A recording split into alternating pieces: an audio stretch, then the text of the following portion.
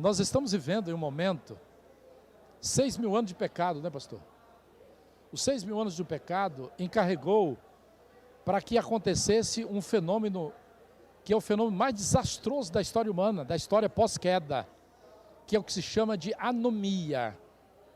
Anomia é um processo de extermínio da própria lei, no seu espírito e no seu papel como professor. Nós estudamos na lição, verificamos de maneira muito clara, que a lei no Antigo Testamento, ela tem uma estrutura peculiar. No Antigo Testamento, ali à luz de Deuteronômio capítulo 31, Deuteronômio capítulo 6, a lei ali, ela é apresentada como substantivo, como tendo vida, como uma personificação do próprio Deus. E aí nós vamos verificar as características da lei de Deus. Paulo destaca lá em Romanos no capítulo 7, que a lei é santa, que a lei é justa e que a lei é boa. As três características exatamente da pessoa de Deus. Então ali é demonstrado claramente esse papel da lei como sendo o professor maior, como sendo o parâmetro da vida humana. É aquilo que é a própria coluna mestra para a segurança, como dito no princípio, da vida pessoal e da vida em comunidade. Quando nós vamos para o Novo Testamento, e o apóstolo Paulo ele destaca isso aí de forma muito enfática, lá em Romanos no capítulo 3, por exemplo, e ele mostra ali a lei como um verbo, não mais como substantivo. A lei ali como uma ação, e esta ação que conduz à cruz. Porque quando nós olhamos para a cruz na sua essência, a gente vai perceber que a lei é o próprio Deus, mas o próprio Deus foi crucificado na cruz. Então ali nós encontramos de forma muito nítida, contundente, veemente e poderosa, o próprio Deus sendo levado à cruz em função da lei, em função da exigência da lei, da transgressão da lei que se tornou uma anomia, que é a ausência da própria lei no espírito humano. É a ausência da própria lei na consciência humana, na mente dos terráqueos. Por isso que toda a força motriz do Estado, para imprimir os efeitos da lei do ponto de vista secular, com todo o processo legislativo, de discussão, de aprovação da lei, ela só tem um efeito externo. Por isso que ela precisa da força do Estado. E tem um jurista alemão chamado Rodolfo von Jhering, que ele caracterizou isso aí como uma figura. E essa figura é uma balança e uma espada. É a figura mais veemente da lei humana. E ele diz o seguinte, que a balança sem a espada é a impotência do direito. É o aspecto do liberalismo. E a espada sem a balança é a força bruta. Então precisa dos dois elementos, da balança que representa o aspecto da justiça, a balança que representa o aspecto da justiça, e a espada que é a força do Estado para impor a obrigação da lei, trazendo isso aí para a minha realidade, eu como juiz da infância e da juventude, que aplico a medida socioeducativa e a acompanho numa avaliação constante. O que acontece? O adolescente em conflito com a lei, ele passa por cima da lei, ele transgride a lei. E agora, para que esta lei tenha o efeito como professora, educativa, ressocializatória, restaurativa, é preciso que esse adolescente agora seja privado da sua liberdade. Ele tenha um direito fundamental perdido para que a lei tenha a sua eficácia como educadora e restauradora daquele comportamento daquele ser humano. Isso é interessante fazer esse aspecto cambiante entre a lei da terra e a lei do céu. Voltando isso para a família. O efeito agora dos pais como professores. Quando se fala que a família é a célula principal da sociedade, é um conceito que vem desde os gregos, esse conceito trazendo para a realidade agora educativa, formadora, e é uma formação embrionária. O que diz o Espírito de Profecia? Que as crianças do 0 até os 7 anos é a idade de ouro, para se ensinar o quê? A lei, o espírito da lei, o sentido da lei. E esta é a idade de ouro porque estão em formação toda a estrutura fundante do cérebro, todos os aspectos das suas conexões neurais, que traz aí função cognitiva, traz aí função administrativa, traz aí função executória. E nessa função executória está um papel fundamental da lei. Qual é o papel fundamental da lei? Resolução de conflitos, resiliência, intolerância, paciência, capacidade de enfrentar os desafios da vida sem precisar violar a lei, transgredir a lei. E é um papel primacial dos pais. Como é que ele vai ensinar essa lei?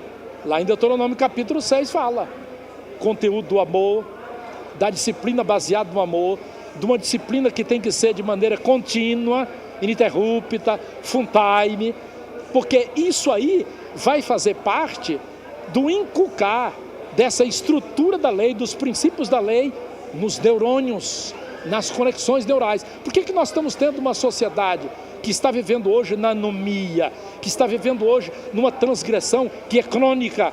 Porque não está havendo esse ensinamento educativo no seio da família. Doutor, a gente vê então claramente aqui que não temos como viver sem a lei, não é? A lei, ela deve fazer parte do nosso dia a dia, como o senhor bem apresentou, a Bíblia, ela deixa bem claro que a lei é a própria ação de Deus em nosso favor, não é? Agora, a Bíblia descreve, no capítulo 31, versículo 9 a 13 de Deuteronômio, capítulo 31 de Deuteronômio, versículos 9 a 13, a gente não vai ler todos, mas somente um deles, está aqui, ó, 31, muito bem, diz assim, ó, versículo 11: quando todo Israel vier a comparecer perante o Senhor teu Deus, no lugar que escolher, lerás esta lei perante todo Israel. Ajuntai o povo, homens, mulheres, meninos, estrangeiro que está na vossa cidade, para que ouçam, aprendam e temam ao Senhor e cuidem de cumprir todas as palavras desta lei. Parece que tem uma progressão aqui de alcance, né, de pessoas, de classes de pessoas que são descritas especificamente aqui, e parece que tem uma progressão também do processo pedagógico de Deus, né, doutor? Como é que a gente pode, que lições a gente pode tirar com esse agir de Deus aqui, nessa descrição tão ampla do apresentar da lei? Deus é um professor por excelência, porque é um professor que conhece o aluno como ninguém, e a pedagogia que ele estabelece é de acordo com esse processo de desenvolvimento físico, desenvolvimento mental, desenvolvimento do aspecto espiritual e o aspecto social.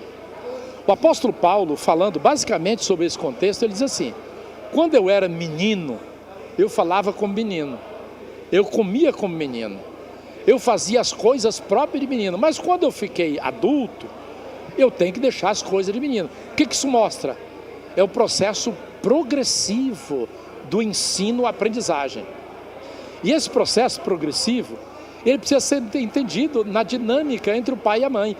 Os papéis. Aqui, você sabe, a Igreja do Marco promove o curso de noivos. É ou não é, pastor? E eu sou um dos palestrantes do curso de noivos. E a minha palestra, por incrível que pareça, ela se fala exatamente isso aí. Papéis dos pais na relação matrimonial. Papel da mãe, como uma educadora por excelência, como a rainha do lar. E ela começa a educação, por incrível que pareça, segundo a escritora Ellen White, na cozinha, na alquimia da alimentação. Por que ela destaca isso aí? Porque a alimentação está diretamente relacionada com o ensino-aprendizagem. Claro, a mãe vai estar ensinando ali na cozinha e precisa ensinar não somente a filha mulher, mas o filho homem também. Porque existe um sistema de cooperação entre o esposo e a esposa nas tarefas domésticas. Claro que ali, nesse ensinamento do dia a dia, o pai vai ter um papel de disciplina em amor, para ensinar os limites, os parâmetros, e ele vai ensinar, como diz os grandes educadores, ele vai ensinar muito mais pelo exemplo, e aí a premissa é que o exemplo não é apenas uma forma de se ensinar, mas é a única eficaz no tratamento com a mãe, a esposa, tá certo? No tratamento com os filhos, na regência da administração do lar, das finanças do lar, do planejamento do lar, em todos os sentidos, claro, sempre observando o que a lei de Deus apresenta. Buscar em primeiro lugar o reino de Deus e a sua justiça. Você vê que toda essa ordem estabelecida por Deus, uma ordem progressiva, uma metodologia diferenciada, que vai desde o feto, né, pastor? Desde o feto da barriga da mãe, quando a mãe o acaricia, quando a mãe o afaga, quando a mãe expressa o seu carinho, tá certo? O próprio temperamento da mãe sendo cuidado desse. É um processo educativo, progressivo, e em cada fase da vida, até que alcance a idade adulta, de maturidade, aí sim o caráter estará formado e ele nunca mais será mudado. Coisa incrível isso. Na semana que vem, doutor, a gente vai trabalhar um pouco da cosmovisão bíblica. Eu acho que vai aprofundar muito esse quesito aí da redefinição de valores, de conceitos que interferem diretamente na tomada de decisões. E aí, quando você falou de papéis, é um assunto que vai longe, mas foi muito bem apresentado, porque eu creio, na minha compreensão pequena, de que essa desvalorização dos papéis, ou inversão dos papéis, ou não execução dos papéis em casa, é o que está resultando no aumento da criminalidade, mesmo em famílias de recursos, pois estão talvez em uma plataforma familiar tão traumática, ou tão atordoada por conflitos contínuos, no qual os papéis não são bem claros, que forma-se em sua mente uma revolta que leva à busca do mundo do crime ou de um prazer fora da lei, que traz uma série de problemas para a sociedade e, é claro, a família é a principal afetada por isso. Imagine o grande conflito que se estabeleceu e a importância agora de uma educação eficaz com base na lei divina. Primeiro, a sociedade atual, com as diversas revoluções, as múltiplas revoluções que houveram nos últimos 70, 60 anos, carregou para dentro de casa todo o substrato da violência social. Porque a mídia hoje, televisão, redes sociais, etc. e tal, com a prole, a geração dos nossos filhos, que nasce já muito focado na inteligência artificial. Então o que é que nós temos? Como você falou, quando o papel dos pais é enfraquecido, quando ele é omisso, a omissão por parte do pai e da mãe, e essa omissão é criminosa. A lei, por exemplo, o próprio Estatuto da Criança e Adolescente, fala sobre a negligência dos pais com relação à educação dos filhos. E isso no Código Penal brasileiro é caracterizado como abandono intelectual. É a falta da educação no lar. Ora, se a educação ela é enfraquecida ou se ela é mesmo inexistente, o que é que acontece? Todo esse substrato de uma cultura violenta que é carreado pela mídia para dentro do lar, ela ocupa o espaço.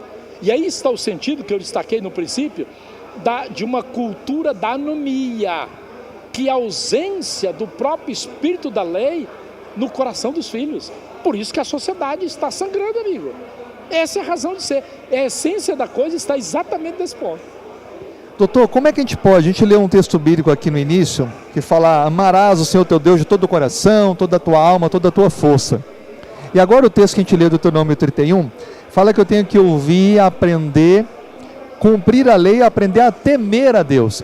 Como é que eu posso relacionar o amor a Deus e o temer a Deus? Porque o temer, a princípio, é reverência, ter medo, receio.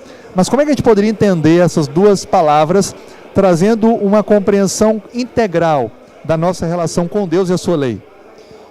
Pastor, quando nós olhamos para a história do grande conflito, percebemos que lá no Éden, no capítulo 3, na realidade da queda, nós percebemos de que quando houve a transgressão da lei, a primeira transgressão da lei de Deus, o primeiro sentimento experimentado pelo ser humano foi qual?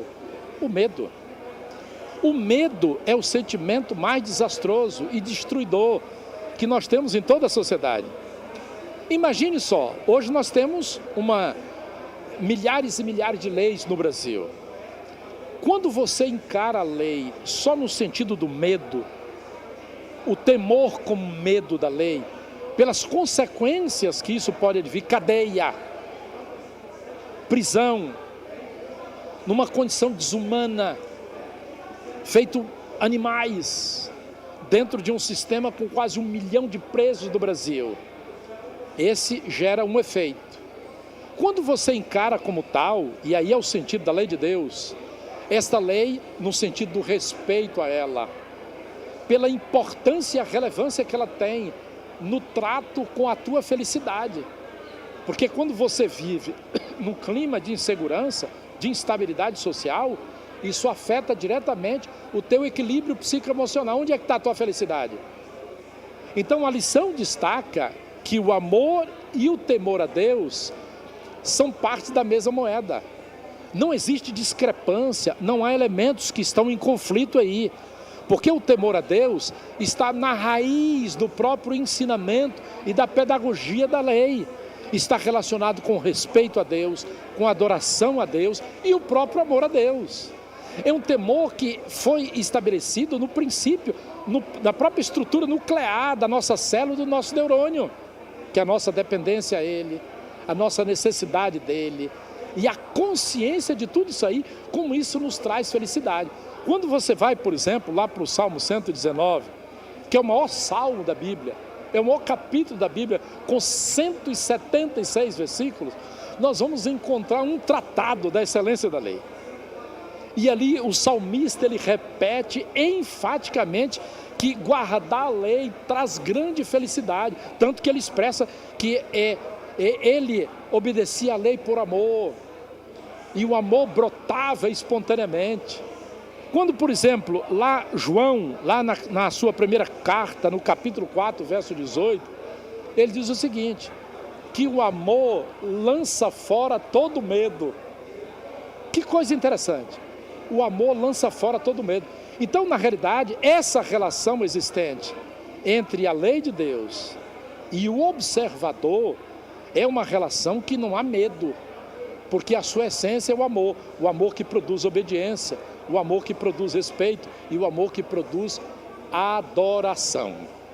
Então a gente poderia dizer que o amor é esse consentimento intelectual, esse agir e aceitar a Deus. E o temor é a obediência, é o cumprimento desse amor teórico, Exatamente. que ele parte para a ação prática. Então não tem como a gente amar só de boca. Deus quer que amemos e expressemos esse amor pelo temor, que é a obediência, a reverência, a obediência, o aceitar na sua vida cotidiana o descritivo de Deus sobre a sua lei e o agir dele em nós. Tem algumas expressões bem interessantes na relação conjugal e familiar.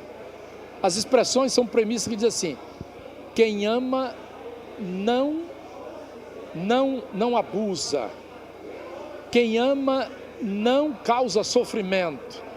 Na relação entre marido e mulher, que é uma relação comparada na Bíblia com a relação de Cristo para com a igreja, o marido que ama é o marido que não espanca a sua mulher, é o marido que não abusa da sua mulher. Ao contrário, é o marido que respeita a sua mulher, é o marido que elogia a sua mulher, e reciprocamente. Veja que relação linda. Essa é a relação saudável da obediência à própria lei, que tem efeitos práticos nas nossas relações da família nuclear e nas nossas relações sociais. Por isso que Jesus diz, quando nós o amamos, nós temos capacidade e condições de amar também o nosso semelhante. Amém. Ainda bem que Deus nos ama primeiro, né? E esse amor dele nos habilita a amá-lo e amar o nosso próximo. Exatamente. A Bíblia nos fala, doutor, que Deus ele deu orientações para Moisés para escrever a tradição oral desde o início da história da humanidade até a peregrinação do deserto, saindo da escravidão egípcia para a terra prometida. E quando Moisés estava perto de finalizar sua missão e dar seu último suspiro, Deus fala para ele então, dar algumas orientações, preparando o seu sucessor, Josué. E o interessante é que no santuário terrestre, dentro do lugar mais importante, a Arca da Aliança, lá estava a lei de Deus, escrita pelo próprio dedo de Deus em tábuas de pedra. O testamento de conciliação entre Deus e os homens e a sua lei. Só que Deus dá uma orientação diferente para Moisés com relação aos livros que ele estava escrevendo, que explicavam o viver humano, o agir de Deus e a própria lei. e pede para que sejam colocados ao lado dessa arca, dentro do santuário. Por que Deus fez isso? Tem algum papel? A Bíblia descreve para nós o porquê disso, dos livros da lei estarem ao lado e a própria lei lá dentro da arca. Esse é um papel impressionista. Imagine trazendo essa realidade para o contexto do ensino-aprendizagem dentro da família. Por que a figura do pai é fundamental e hoje a neurociência reconhece como tal? Reconhece de tal maneira que a Lei 13.257, lei brasileira aprovada em 2016, chamado Marco Legal da Primeira Infância, que vai do 0 até os 6 anos, destaca lá o papel do pai. Esse papel proeminente do pai serve como um testemunho dioturno diante dos filhos, que é aquela figura de força, mas uma força baseada na autoridade do amor. É aquela figura ostensiva do pai, para os filhos entenderem que ali sim existe a mãe que é uma manteiga derretida, de carinho, de amor, de afeto e tudo. A grande maioria das mães são assim. Mas a figura do pai é essa figura de destaque, é uma figura como sendo um muro de arrimo, de proteção e tudo mais. Por que Deus entendeu na sua pedagogia de ordenar que Moisés colocasse ao lado da própria lei dos 10 mandamentos esse testemunho escrito? Primeiro porque, com o processo do pecado e a extração da lei da própria consciência humana, os seres humanos precisam que isso fique diante da sua consciência diuturnamente. O sentido de servir como testemunha, claro, e ali Deus é categórico quando Moisés escreve, colocando inclusive a bênção e a maldição. Se vocês obedecerem a lei, vocês serão prósperos em todos os sentidos, mas se vocês forem rebeldes, contumazes com relação a essa lei, então a espada os achará, haverá derramamento de sangue, haverá conflitos sociais, familiares, pessoais e tudo mais. Foi exatamente para que isso estivesse sempre diante dos olhos daquela nação, que obedecer o Senhor é lucro em todos os sentidos, na terra e no céu, mas desobedecê-lo, a atitude da desobediência e da rebeldia traz prejuízo em todo sentido, finalizando com a morte eterna. Então o testemunho vive. E tem um detalhe interessante, porque em toda a Bíblia Sagrada isso foi reproduzido para o direito, sobretudo o direito ocidental, que para se infirmar alguma denúncia contra alguém precisa de 2 testemunhas. E ali nós temos o próprio decálogo com as 2 tábuas, as tábuas da lei, são 2 testemunhas ali. E essas 2, aquele testemunho ao lado das tábuas da lei apontava para as 2 testemunhas principais, que em Apocalipse do capítulo 11 fala que durante aquele tempo de 1260 anos elas testemunharam vestido de saco, humilhadas no meio do grande conflito, mas elas estão sendo restauradas plenamente para a honra e glória de Deus e para a educação do gênero humano, para restaurar a imagem e semelhança de Deus que foi perdida no coração humano. Por isso que a Bíblia vai falar então em Apocalipse, doutor, já que o assunto é lei com o professor, que aquele movimento cristão que deveria anunciar os últimos momentos da volta de Cristo, ele tem um aspecto de restauração da lei que foi pisada, que foi afetada e adulterada pelos homens e os grandes poderes ao longo das últimas gerações. Então aí está a importância de olhar para o santuário e os testemunhos ao lado da lei com a sua perpetuidade, a sua continuidade, como a essência de Deus e o agir de Deus em nosso favor pelo conhecer da lei. Eu fico imaginando que o santuário não era só um lugar de levar um cordeirinho, uma pombinha para oferecer a Deus, era um lugar de aprendizado. Ali o levita e o sacerdote tinham um aspecto de professores, orientando aquele pecador, suplicante pelo perdão, o que ele deveria fazer para não voltar a cair naquele mesmo erro, educando, orientando, formando nele esse novo ser humano que Deus quer fazer em nós diariamente. Então a necessidade de meditar na palavra de Deus é essencial, sobretudo no mundo de hoje, tantas influências do mundo digital e do mundo secular. Se eu não meditar, não refletir na palavra de Deus, e como diz o Salmo 119, guardar a palavra no coração, não vai ter mudança, não vai ter transformação. Pastor, eu queria ler um verso aqui de Malaquias, que enfatiza isso que você acabou destacando. Malaquias no capítulo 4, verso 5 e o verso 6, olha que texto tremendo. que fala sobre a primeira escola, o conteúdo do ensino-aprendizagem na primeira escola. Diz assim: eis que eu vos enviarei o profeta Elias, antes que venha o grande e terrível dia do Senhor, sobre a segunda vinda de Cristo. Ele converterá o coração dos pais aos filhos e o coração dos filhos a seus pais, para que eu não venha e fira a terra com maldição. O termo aí, relacionado com conversão, está diretamente firmado sobre a lei. Por que conversão? Porque o povo havia se afastado da lei, havia se apostatado da lei, havia caminhado por caminhos que possibilitou uma anomalia, ou seja, a ausência da própria lei, porque não fazia parte do comportamento e da conduta do povo. Deus está falando agora para o seu povo que o Santo Espírito está sendo derramado, e a promessa é que ele será derramado como chuva serôdia, para encharcar os corações, para inundar completamente o coração das famílias do seu povo, a fim de que haja uma conversão em massa, dos pais aos filhos. E o ponto central, o epicentro dessa conversão é a lei, para que se volte à lei, à observância da lei, ao temor a Deus, ao amor a Deus. Aí sim vai se preparar, está sendo preparado um povo para o grande e terrível dia do Senhor, que é a segunda vinda de Cristo, conectado com o próprio juízo. Amém, amém. É tão bom a gente estudar sobre isso. Isso reforça em nós ainda mais o nosso amor a Deus, né? Deixar bem claro que Ele nos norteia o nosso caminhar com a sua palavra, a sua lei, para nos ensinar a amar, a agir, a viver. E falando sobre isso, doutor, a gente sabe que há lideranças em toda a sociedade. A liderança eclesiástica, liderança governamental, lideranças familiares, lideranças territoriais, lideranças do bem, lideranças do mal. E um dos líderes proeminentes iria deixar o seu cargo para um novo líder, que já não era um jovem, era também já um ancião, Josué. E ele tremeu na base quando ele entendeu que deveria assumir o papel de líder, porque ele sabia da condição do povo sempre tendencioso ao mal, ao erro, à desobediência. E Deus aqui no capítulo 1, versos 7 e 8, faz a Josué uma declaração. Eu queria que o senhor comentasse sobre essa declaração. Ela diz assim: sê forte e corajoso, porque tu farás este povo herdar a terra, que sob juramento prometi dar a seus pais.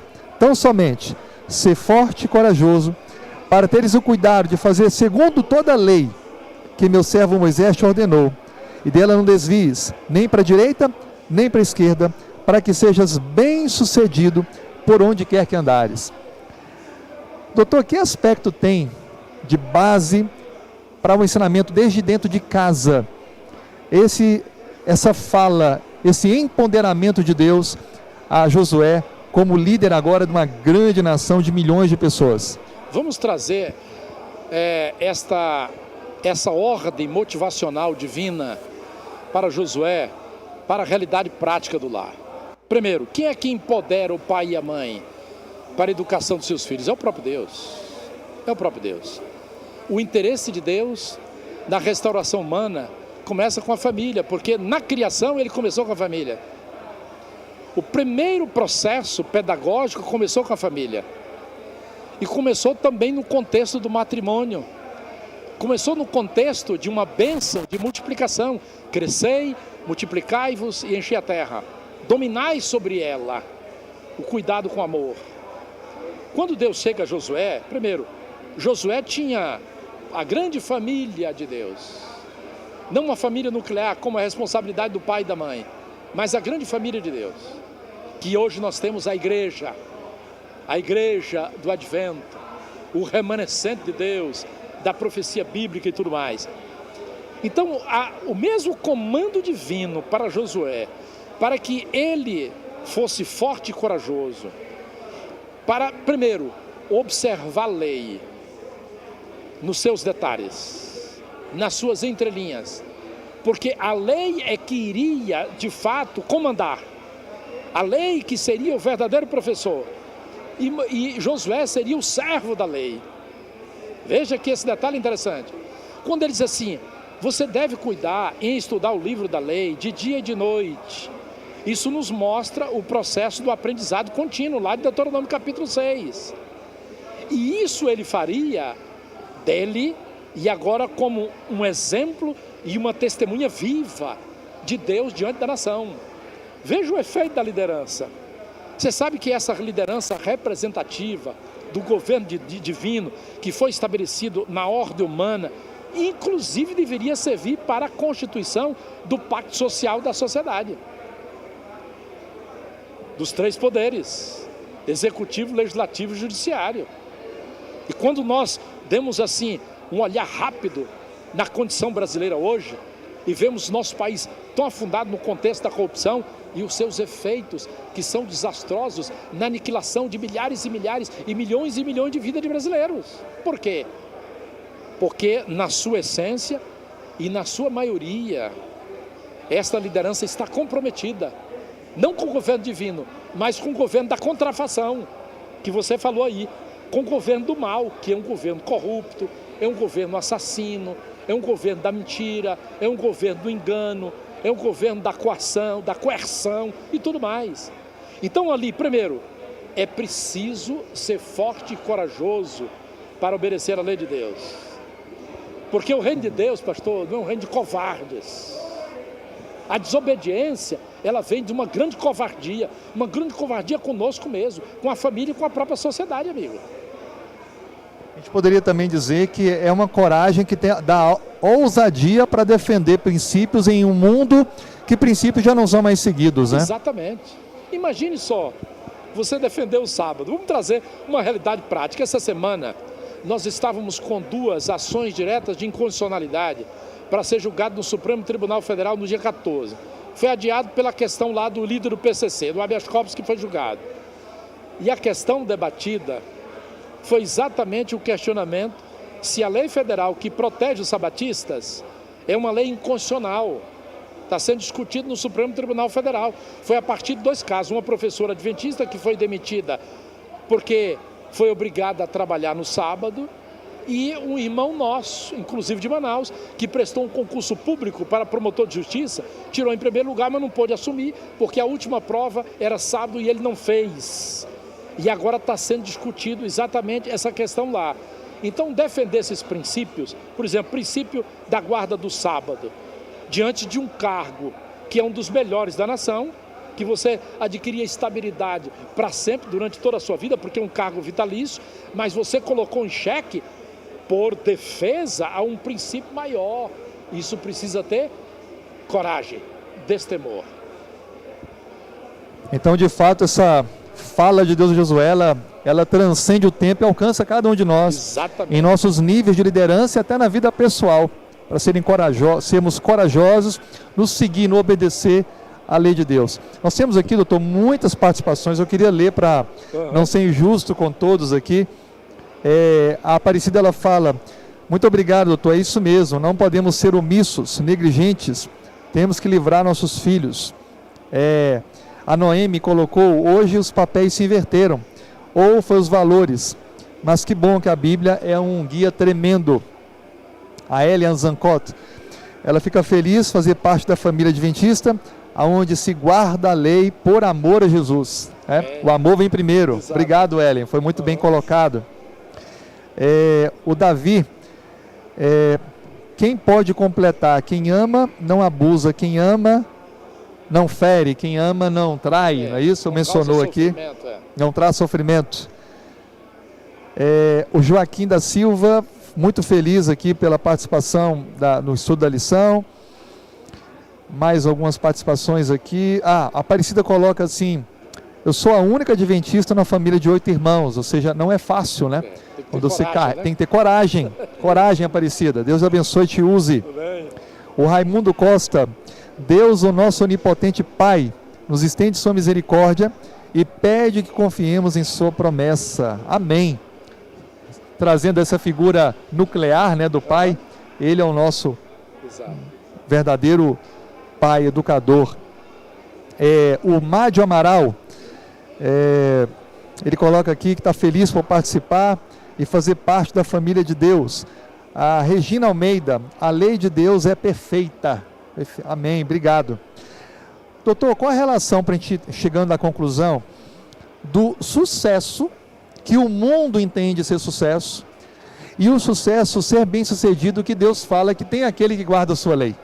Pastor, Deus enxerga o todo, né? Ele enxerga o todo, ou seja, na cosmovisão. E o propósito de Deus é imprimir essa cosmovisão para nós também. Você sabe que Asaf, lá no Salmo, ele estava totalmente desanimado da vida adventista dele. E ele era um sacerdote. Porque ele viu os outros prosperando, tendo mais dinheiro, tendo carro novo, tendo casa bacana, tendo viagem internacional e tudo mais. E ele, com um salário micro ou até desempregado. Essa é uma realidade de milhões hoje que estão vivendo no mundo. E Asaf estava desanimado a ponto de se apostatar.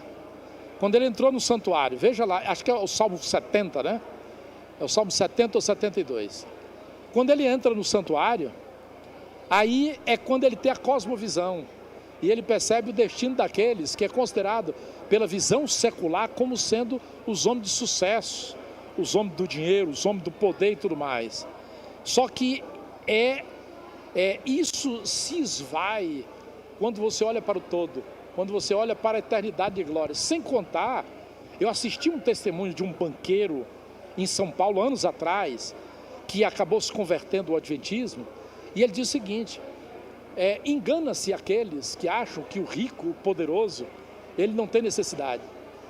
Quando ele não tem Deus no coração, nenhum dinheiro, nada pode preencher o vazio existencial. Então o sucesso aqui para Deus envolve todos esses elementos. Claro, envolve o bem-estar. A vontade de Deus é que a gente seja próspero aqui na terra, tanto que Ele nos deu as ferramentas para isso aí, para a gente se preparar, para a gente ser o melhor, para a gente ser cabeça e não cauda. Agora, tem muitos tantos que, embora se preparem, embora batalhem na vida, hoje estão desempregados, no meio do contexto da pandemia. Quantos não estão hoje? Como entender o amor de Deus para essas pessoas? Você tem que enxergar o todo. Você tem que enxergar. O apóstolo Paulo diz que olhos não viram, ouvidos não ouviram o que Deus está preparando para aqueles que o amam. E quando ele diz assim, ele enfatiza de que nenhum sofrimento na terra pode ser comparado com a glória que há de ser revelada em nós. Isso é tremendo, isso traz uma motivação, isso enche o nosso coração de amor e de fervor para com Deus. Nós estamos numa grande guerra, num grande conflito, tem todas as suas consequências. Muitos cristãos adventistas desempregados, passando fome, passando necessidade. Nessa época de pandemia, eu recebi inúmeros telefonemas, pastor. Eu tive que tirar parte do meu salário e estou ajudando mensalmente as pessoas. Eu vou falar ainda há pouco no testemunho aqui na igreja, tá certo? Então Deus, Ele quer que realmente nós estejamos bem, vivamos bem, dentro do contexto, mas acima de tudo, Deus é o grande professor, e Ele nos ensina tremendamente nos sofrimentos, a ponto de um determinado teólogo dizer que o sofrimento é o megafone de Deus para acordar um mundo ensurdecido. Uau, que pensamento forte, né? Não é?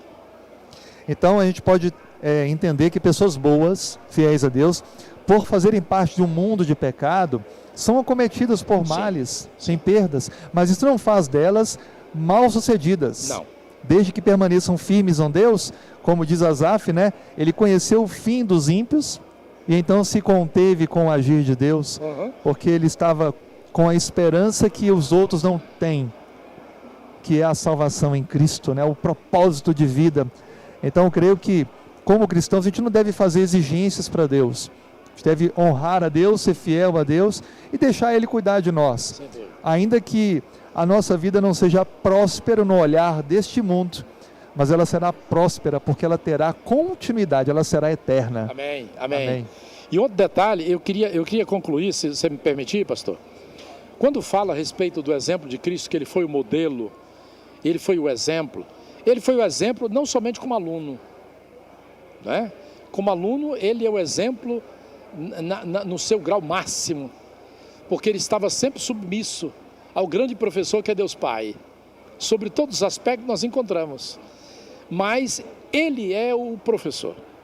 E tem um texto aqui, é muito conhecido no meio de nós, um texto de Mateus capítulo 11, você já conhece de cor e salteado, capítulo 11, verso 28 a 30 de Mateus, que diz assim, é importante a gente ler literalmente o que consta na Bíblia, que fala sobre o agir de Deus e a convocação que Ele nos apresenta para que nós aprendamos na sua escola. Veja que convocação tremenda. Você pode ler para nós aí, pastor? Sim, claro. Vinde a mim, todos os que estáis cansados e sobrecarregados, e eu vos aliviarei. Tomai sobre vós o meu jugo e aprendei de mim, porque sou manso e humilde de coração, e achareis descanso para a vossa alma, porque o meu jugo é suave e meu fardo é leve. É interessante que é utilizado uma expressão aí que está relacionada com a lei, que é o jugo. Né? O instrumento do jugo está relacionado com a submissão à própria lei. Só que aqui Jesus está destacando que esse jugo aqui é o jugo lá de Gálatas, no capítulo 5, verso 1. Para a liberdade foi que eu vos libertei. Não permanecei mais em jugo, no jugo de escravidão. Então, Jesus é o nosso libertador. E quando Ele nos convoca para a sua escola, Ele diz assim, vocês precisam aprender. Jesus não é aquele professor que está preocupado em transmitir acervo de dados e de informações. Ele vai ao ponto nodal, ele vai da jugular. O que vocês precisam aprender? A ser mansos e humildes, mas não somente na aparência, mas internamente, na sua essência, mansos e humildes de coração. E aí sim, vocês viverão no verdadeiro sentido da vida. Aquela felicidade que Paulo diz, alegrai-vos no Senhor, ele estava na cadeia, debaixo da chismata. Essa é a alegria de Deus, são os bem-aventurados do Senhor. É interessante ele notar, e tudo com a lição, né, a questão do professor, a lei com o professor, ele diz, aprendei de mim, ou seja, eu sou o modelo, eu sou o exemplo, eu sou a fonte do saber, então venha comigo, aprenda de mim. Então com o sofrimento, com a luta, com a privação, a gente está aprendendo com Cristo, né? E Ele é o nosso exemplo, porque Ele sofreu da pior forma possível, tudo suportou em submissão, em humildade, para mostrar que não há vitória sem essa subordinação, essa permissão do agir de Deus em nós, né? É fantástico realmente esse texto, ele traz muita paz para a gente, porque a gente anda cansado, atribulado, a gente vê injustiças, incoerências que partem das nossas próprias lideranças, né, constituídas, eletivas, e isso traz um grande desânimo para muitas pessoas, em não esperar mais nada de bom. E de fato, desse mundo não tem que se esperar mesmo, mas olhando para Deus, para a sua palavra, a sua lei, não há dúvidas de que esse reino de justiça, ao ser estabelecido, vai suplantar todas as nossas angústias desse momento presente para um viver eterno, sem lutas mais. E é interessante, pastor, quando Cristo diz que Ele esvaziou-se a si mesmo, e Paulo trazendo para a experiência dele, Paulo diz que ele considerou todas as coisas como refúgio por amor a Cristo. Por isso que ele disse, deixo para trás tudo isso aí, mas eu prossigo para o alvo da minha vida, é a minha felicidade, é a minha paz, é a minha salvação, é a minha libertação. Ele é tudo em todos. E olha, acho que seria muito bom falar isso aqui, doutor, porque nós somos falíveis. Eu, o senhor e todos, não importa a função que estamos, nós cometemos erros. Mas se nós olharmos para Cristo, nós nunca nos decepcionaremos, porque Ele é perfeito. É por isso que a gente deve, e fica aqui essa fala, né? A gente deve sempre se inspirar em Cristo. Talvez alguém que está assistindo a gente se inspire em pessoas que ela conhece, mas que podem em algum momento decepcioná-la, porque o ser humano é assim. Mas quando nós olhamos para Cristo, a gente vai avançar na caminhada espiritual, porque Ele nunca vai nos decepcionar. Ele é um exemplo sob qualquer suspeita, não teve qualquer falha, qualquer erro. Então Ele deve ser a nossa grande inspiração para esse viver cristão. Porque tem pessoas que já conversaram comigo, olha, eu tentei frequentar a igreja, mas quando eu vi o pastor, o líder fazendo isso e descobri aquilo outro da vida dele, aí eu me decepcionei. Aí eu não queria ir mais para aquela igreja. Então fica aqui a mensagem, olhemos para Cristo, né? Para a sua palavra, e entendamos que os homens, eles são defeituosos. Você sabe que a respeito disso, pastor, nós fizemos uma visita a uma família afastada da igreja, já tem algum tempo. E existe um programa que é apoiado pela Fé Brasil, Federação dos Empreendedores Adventistas do Brasil, que se chama Roupão da Fé. O que é o Roupão da Fé? É um kit de batismo, amigo. Nesse kit de batismo, é bem interessante, E é um programa até bastante aceito, até pela divisão sul-americana, porque você visita esse teu irmão que está afastado, decepcionado com relacionamentos, chateado com alguma coisa, e até magoado com algum irmão, e até liderança da igreja. Tem alguns que ficam magoados até com o pastor, porque acabam se mirando do pastor, e como você destacou, que o nosso modelo é unicamente Cristo, não tenha dúvida. Devemos amar uns aos outros, mas precisamos entender que nós somos falhos, como você destacou. E nós visitamos esse irmão, e levamos esse kit para ele, uma bata de batismo. E ali, em nome da igreja, nós pedimos perdão. Pedimos perdão pela liderança da igreja. Pedimos perdão pelo pastor da igreja. Pedimos perdão pelos membros da igreja.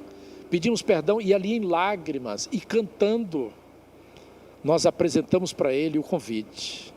Volte para o lar. Lá é a tua família. Lá nós estamos te esperando, de braços abertos. E quando nós entregamos uma Bíblia e a bata de batismo para ele, ele se derramou em lágrimas. E aí ele disse o seguinte, que o caminho do retorno é inevitável. Foi a expressão que ele disse para nós. Então é isso que Cristo nos ensina. O acolhimento amoroso, afetuoso, pronto e eficaz. O ideal seria que nós nos amássemos verdadeiramente, de forma plena, numa comunidade da fé, numa comunidade adventista. Estamos caminhando para isso, né, pastor? Estamos caminhando para isso. Com o derramamento do Santo Espírito, isso vai acontecer, está acontecendo já, em grande medida.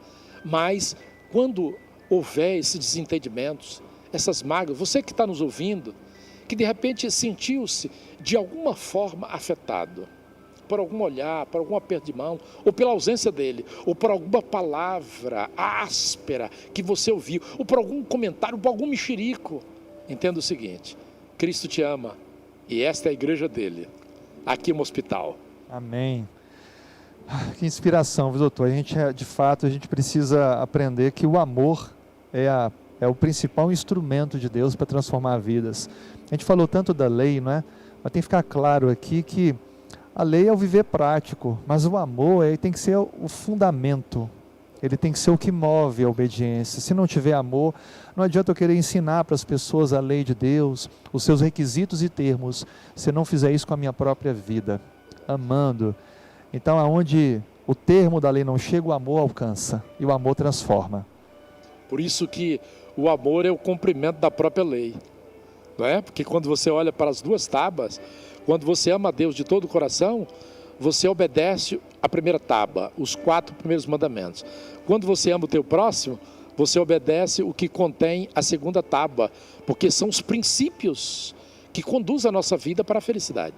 Amém. Muito obrigado, doutor. Obrigado a você que ficou assistindo, participando conosco. Foi muito bom ter você aqui participando no chat, acompanhando. Doutor, eu queria lhe pedir para que o senhor fizesse a oração. Sim. Para que nós possamos concluir esse estudo. Logo após a oração, nós teremos aqui uma carta missionária da região que estará sendo beneficiada pelas nossas ofertas, a região do continente indiano, onde há vários projetos, inclusive na área de educação, com ampliação de salas, escolas, para a formação de pessoas ali naquela região do mundo. E em seguida, às 11 da manhã, a gente vai então começar o nosso culto, e hoje com um testemunho inspirador aqui, Dr. Vanderlei Oliveira. Vamos orar, pastor. Querido Pai, nós te agradecemos porque o Senhor é o nosso professor. E a tua lei é o livro onde nós devemos nos debruçar diuturnamente para aprender. Para aprender, sim, com o exemplo de Cristo. Para aprender com o fundamento motivacional do amor, a fim de que nós sejamos capacitados para vivermos este amor em disciplina e sermos então usados por Deus como educadores do nosso lar e como influenciadores na sociedade.